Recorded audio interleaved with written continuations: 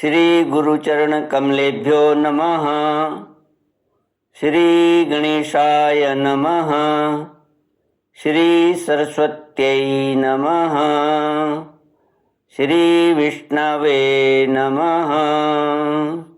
श्री कृष्ण गोविंद हरे मुरारे, हे नाथ नारायण वासुदेव, हे नाथ नारायण वासुदेव, हे नाथ नारायण वासुदेव।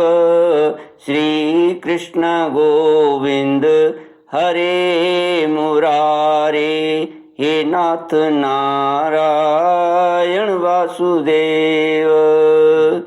ओम नमो भगवते वासुदेवाय। ओम नमो भगवते वासुदेवाय।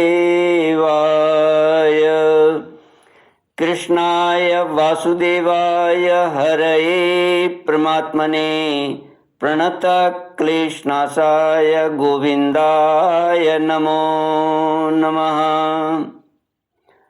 सच्चिदानंद रूपाय विश्वोत्पत्त्यादि हेतुवे तापत्रय विनाशाय श्री कृष्णाय वयं नमः। सच्चित आनंद स्वरूप परमात्मा जो सृष्टि के उत्पत्ति, पालन और संहार करता है तथा जीवों के आध्यात्मिक, आदि दैविक, आदि भौतिक तापों को नष्ट करने वाले हैं, अर्थात जीवों के मानसिक, शारीरिक और भौतिक दुखों को दूर करने वाले हैं, उन श्री कृष्ण भगवान को हम नमस्कार करते हैं। श्री कृष्ण गोविंद हरे मुरारे, हे नाथ नारायण वासुदेव। श्रीमद् भागवत प्रथम स्कंद द्वितीयोध्याय श्लोक 22 से। शुक उवाच यदि प्रयास्यन् नृप पारमेष्ठ्यं वैहायसानामुत यद्विहारम् अष्टाधिपत्यं गुणसन्निवाये सहैव गच्छेन् मनसेन्द्रियैश्च। श्रीमद् भागवत द्वितीय स्कंद दूसरा अध्याय श्लोक 22 से क्रम मुक्ति और सद्यो मुक्ति का वर्णन।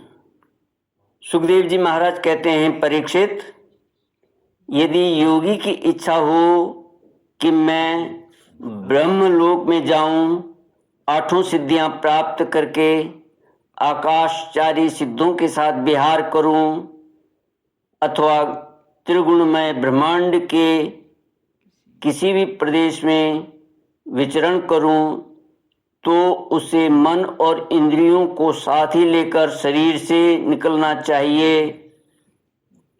योगियों का शरीर वायु की भांति सूक्ष्म होता है।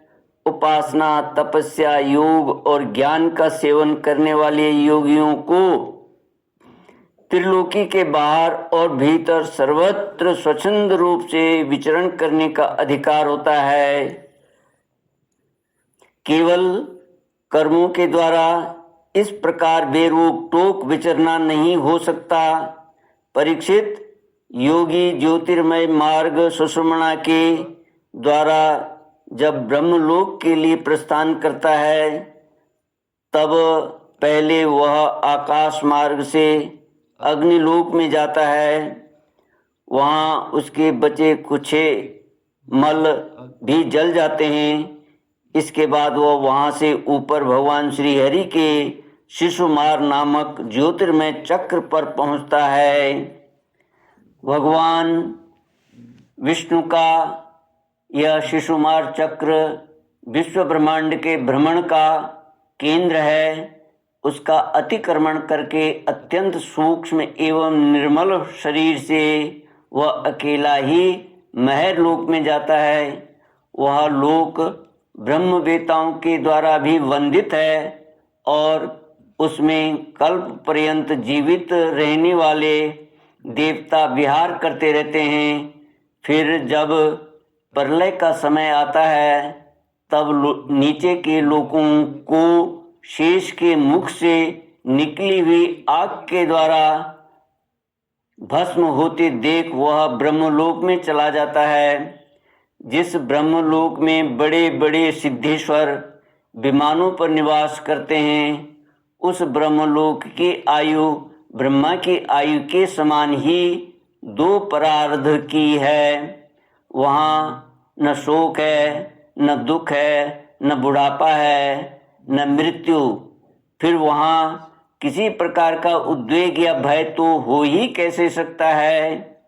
वहाँ यदि दुख है तो केवल एक बात का, वह यही कि इस परम पद को न जानने वाले लोगों के जन्म मृत्यु में अत्यंत घोर संकटों को देखकर दयावश वहाँ के लोगों के मन में बड़ी व्यथा होती है।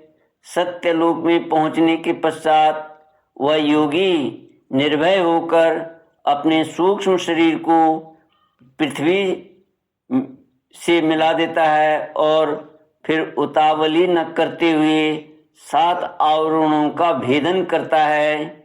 पृथ्वी रूप से जल को, जल रूप से अग्निमय आवरणों को प्राप्त होकर वह ज्योति रूप से वायु रूप आवरण में आ जाता है और वहाँ से समय पर ब्रह्म की अनंतता का बोध कराने वाले आकाश रूप आवरण को प्राप्त करता है। इस प्रकार स्थूल आवरणों को पार करते समय उसकी इंद्रियां भी अपने सूक्ष्म अधिष्ठान में लीन होती जाती हैं।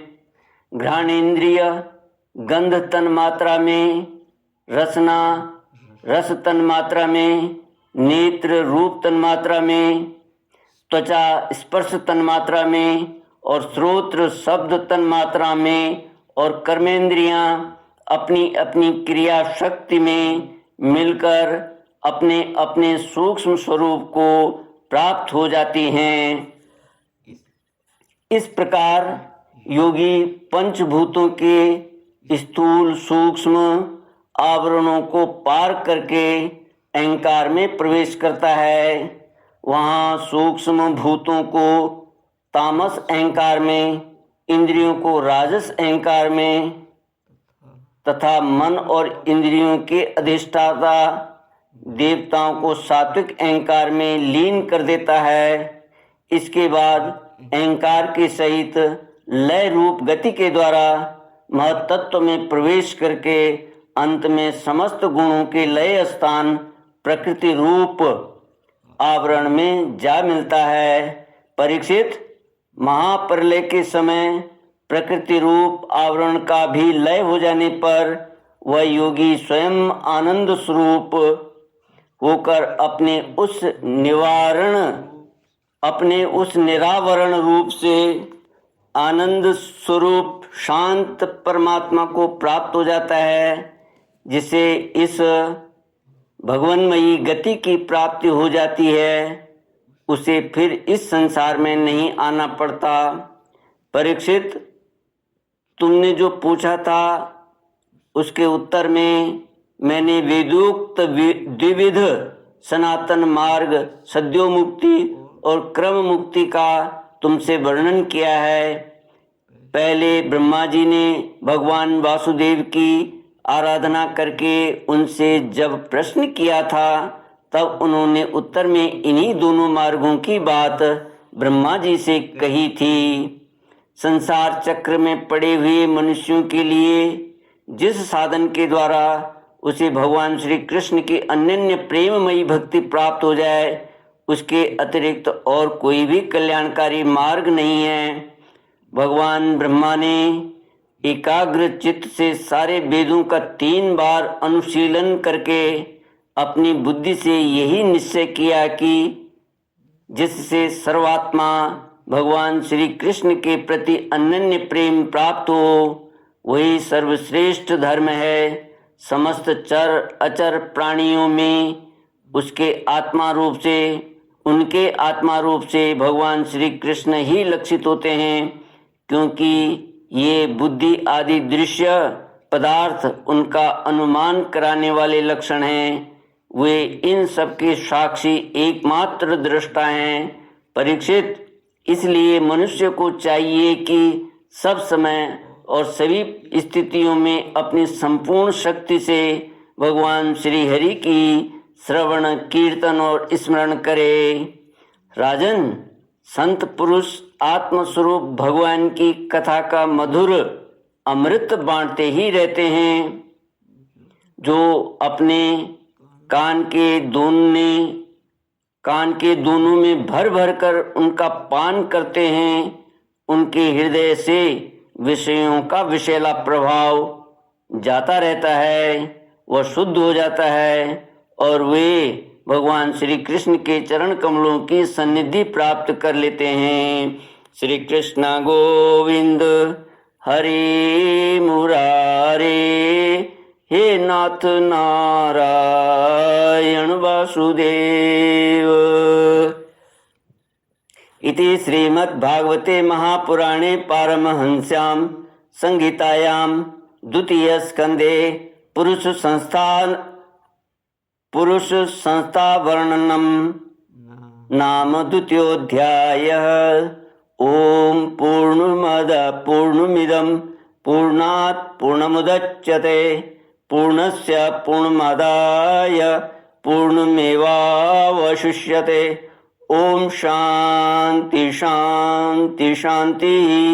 हरि ओम। श्री गुरुभ्यो नमः।